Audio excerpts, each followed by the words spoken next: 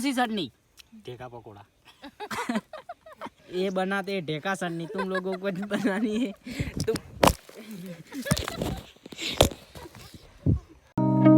Hey guys, good morning, welcome to my new blog. और आप सभी को गुड मॉर्निंग। और अभी सुबह के 10:30 बज चुके हैं और अपनी ब्लॉगिंग ये सब जेणी बेहणी आ चुकी है।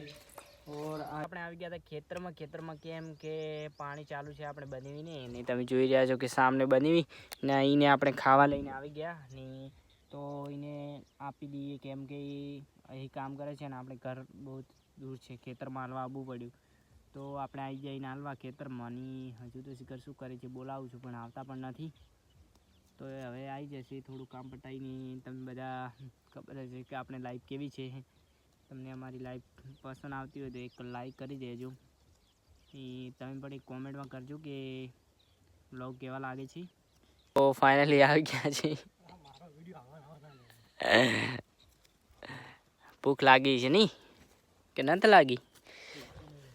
ના પાડી છે કે ભૂખ નથી લાગી। જો કામ કરીને કેવા આયા હાટ અરસે પરસેવે થઈને। ફાઇનલી આપણે આવી ગયા છે મેથી લેવા કેમ કે આજ મેથીના થેપલા બનાવવાના છે। ત્યાં બટી રહ્યા છે મેથી તમે જોયું આપણે પણ આવી ગયા છે।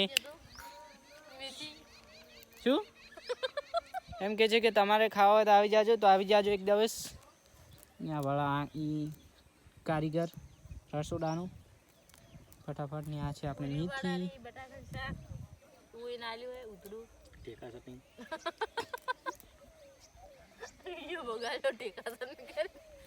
मेरे ये बनाते हैं ढेका चटनी। तुम लोगों को बनानी है तुम।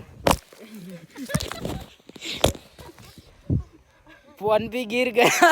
तुम लोगों को बनानी है ना तो इनका संपर्क करें, इसका मैं तुमको डिस्क्रिप्शन में नंबर डाल दूंगा तो ये बना के देते हैं ढेका चटनी। आप सभी खाना मत चुकना, इनकी फेवरेट है, इनको बहुत ज़्यादा भाती है। कौन सी चटनी? ढेका पकौड़ा ટેકા પકોડા ફાઇનલી આપણે ટેકા પકોડા બનાવી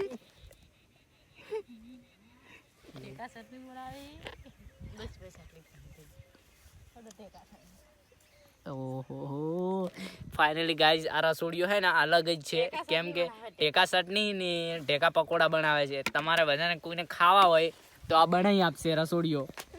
તો કંઈક આટલી આપણે મેથી બટી નાખી છે અને હવે રીંગણ વેણવાનું ચાલુ છે ને ફટાફટ બનાવી દઈએ આજે મેથીની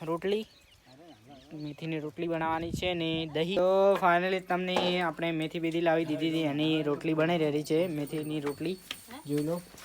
આ છે આ બની ગઈ છે મેથીની રોટલી ને આ બનાવી રહી છે ને આપણે આ બનાવવાનું ચાલુ છે ને આ પડી છે ને આ તેલ ને આ કામ કરાવે છે ને આ પણ બનાવી રહ્યા। તો ફાઇનલી આપણે દહીં રેડી કરીને દહીં લઈ લીધું છે ને આ રોટલી હવે આપણે ખાઈશું। તમને બધાને ખબર જ હશે તો बहुत टेस्टी हो रहा है। वाह फंकू।